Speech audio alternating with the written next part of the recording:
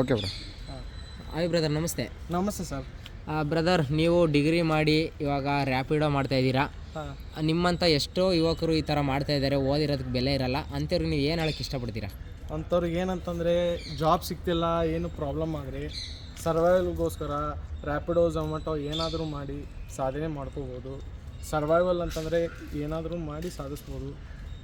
ಇದಕ್ಕಂತಂದರೆ ಯಾರಾದ್ರೂ relatives ನೆಂಟರೆಲ್ಲ support ಮಾಡಲ್ಲ. ನಮ್ಮದು ನಾವೇ ನೋಡ್ಕೋಬೇಕಂದ್ರೆ ಏನಾದರೂ ಮಾಡಿ ಸಾಧಿಸ. ನೀವು ಡಿಗ್ರಿ ಮಾಡಿದ್ದೀರಾ, ನಿಮ್ಮ ಡಿಗ್ರಿಗೆ ತಕ್ಕಂತೆ ಕೆಲಸಗಳು ಸಿಗ್ತಾ ಇಲ್ವಾ ಅಥವಾ ನೀವು ಹೋಗಿಲ್ವಾ? ಕೆಲಸ ಅದ್ರ ತಕ್ಕಂಗೆ ಸಿಗ್ತಾ ಇಲ್ಲ, ಅದೇ ಪ್ರಾಬ್ಲಮ್. ಏನು ಹೇಳೋಕ್ಕೆ ಇಷ್ಟಪಡ್ತೀರಾ ಅದ್ರ ಬಗ್ಗೆ ನೀವು? ಅದ್ರ ಬಗ್ಗೆ ಹಂಗೆ ಪ್ರಯತ್ನ ಮಾಡ್ಕೋತೇ ಇರೋದು.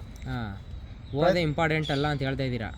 ಅದು ಜಸ್ಟ್ ಸ್ಟೆಪ್ಪಿಂಗ್ ಸ್ಟೋನ್, ಅದು ಕರಿಯರ್. ಇವಾಗ ನೀವು ರ್ಯಾಪಿಡೋದಲ್ಲಿ ದಿನಕ್ಕೆ ಎಷ್ಟು ದುಡಿತೀರಾ ಬ್ರದರ್?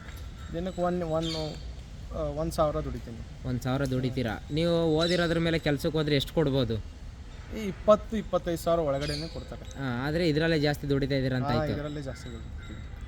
ಇವಾಗ ಯುವಕರಿಗೆ ಏನು ಹೇಳೋಕ್ಕೆ ಇಷ್ಟಪಡ್ತೀರಾ? ಇವಾಗ ಓದ್ತಾ ಇರೋರಿಗೆ ನಾ ಗೌರ್ಮೆಂಟ್ ಜಾಬ್ ತಗೋತೀನಿ ಅಂತ ಓದ್ತಾ ಇರ್ತಾರಲ್ಲ, ಓದನ್ನೇ ನಂಬ್ಕೊಂಡು ಅಂಥವ್ರಿಗೆ ಏನು ಹೇಳೋಕ್ಕೆ ಇಷ್ಟಪಡ್ತೀರಾ ಇವಾಗ? ಅವಾಗ 1 ಸತಿ 2 ಸತಿ ಪ್ರಯತ್ನಕರ ಮಾಡೋದು. ಆಗಿಲ್ಲ ಅಂತಂದರೆ ಏನಾದರೂ ಬೇರೆ ಅರ್ನಿಂಗ್ಸ್ ಬೇಕೇ ಬೇಕು. ದುಡಿಮೆ ಇಲ್ಲ ಅಂತಂದರೆ ಯಾರೂ ಬೆಲೆ ಕೊಡಲ್ಲ, ಯಾರೂ ಸಹಾಯನೂ ಮಾಡಲ್ಲ. ನಮ್ಮದು ನಾವೇ ನೋಡ್ಕೋಬೇಕು. Okay sir, thank you. Welcome.